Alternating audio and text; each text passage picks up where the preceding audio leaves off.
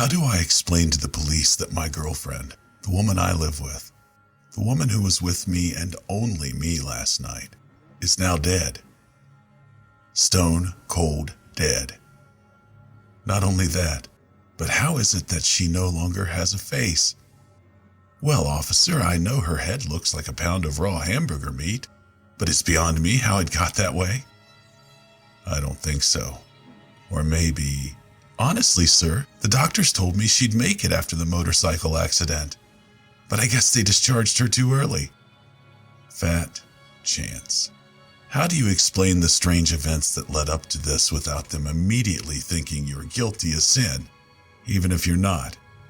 I honestly have no idea, but I'm going to try here first. Tell me how I do. For the past 2 weeks, we had birds nesting in the wall behind our bed. They chirped and squawked and made such a racket, even at night, and it became nearly impossible to sleep. I started to bang on the wall with my fist. That worked at first. They'd shut up for a while, and then I'd have to bang on the wall again. But they soon realized that while loud and scary, the pounding wasn't going to hurt them. So they just kept on making noise. We tried just putting up with it, thinking either they'd move out soon or we'd get used to the ruckus and sleep right through it. But nope. Just when we'd start to drift into REM, a loud burst of caws, squawks, flapping would wake us from our slumber. My eyes were becoming perpetually red. My meetings at work even more contentious than usual. The final straw came when the baby birds hatched. The bothersome racket turned into a non-stop chorus of desperate and demanding peeping. If sleep was difficult before, it was downright impossible now. Had clawing my ears off been a viable option, I may have resorted to it. The next day, I called an exterminator, gave him a rundown of the situation. We scheduled an appointment. A gruff, older man showed up a few days later. He climbed up on a ladder on the outside wall and had a look inside the small hole. "Great," he said. "These are the kind you can still kill." "Well, I guess that makes it easier," I responded. "Oh yeah, we'll just close off the hole with some aluminum paneling and that'll be that." "So, they just slowly die inside the wall?" "Yup. It'll probably stink like hell for a bit, but it'll pass." "All right, I guess if that's how it's done." He went ahead and put a small square of metal across the opening. It was painted brown to match the natural wood color of our siding. You could barely see it unless you knew it was there. The cheeping continued in the wall for about another 3 days. Outside, you could see the mother bird desperately searching for the opening, trying to bring food to her young. On the 4th day, all the noise had stopped. They had gotten much quieter the day before, obviously growing really weak. But now it was all over for them. They had slowly starved to death inside the wall. Outside, the mother had given up and moved on. It was a pretty awful fate when you think about it. Just a bunch of tiny, helpless little creatures that never got a chance at life, slowly dying inside that dark space. I tried to keep my mind off of it.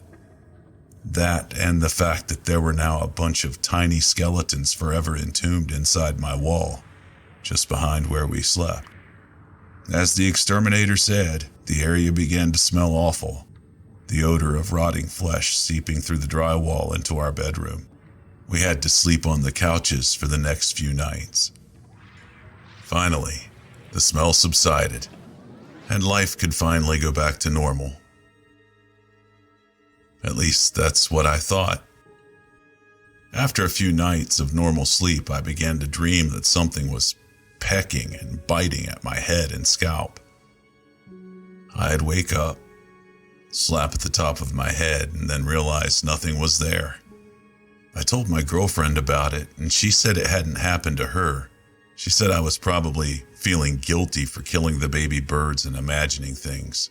I figured she was probably right and decided to forget it. I went on with my day as normal, The next night, however, I woke up to a particularly painful biting sensation on my scalp.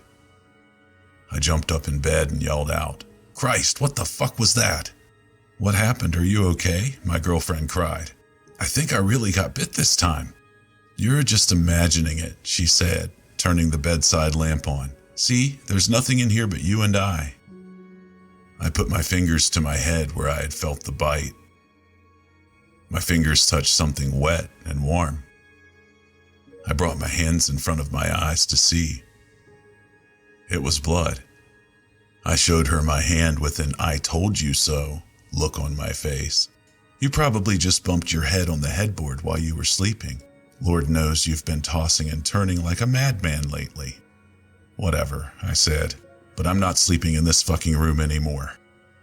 "All right, well, enjoy the couch," she fired back. "That old thing always makes my back hurt like hell in the morning." I said goodnight and went downstairs. I laid down and almost immediately fell into a deep and dreamless sleep. The next morning, I got up and went into the kitchen for my coffee. My girlfriend was still in bed, but that was nothing unusual as she normally sleeps later than me. I drank my coffee, watched the news, and had a bagel with cream cheese for breakfast.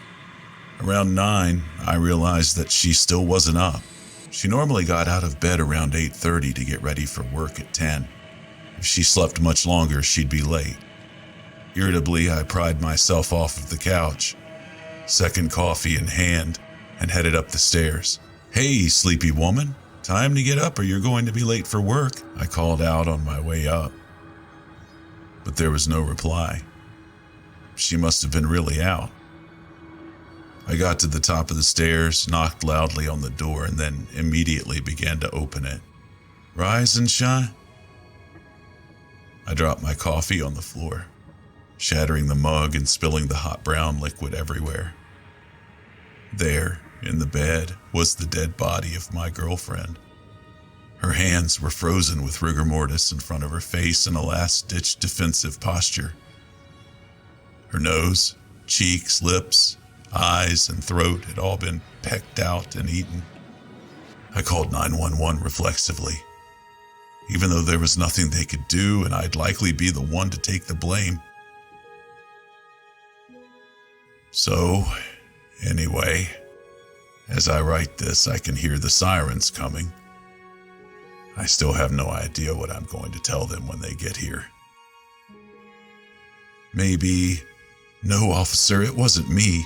It was the evil demon ghost birds that live in my walls." No, I didn't think so either. Well, if you have any ideas, I'd love to hear them. I'm sure they're better than mine. Just make sure to type them fast. I don't know if I'll have internet in prison.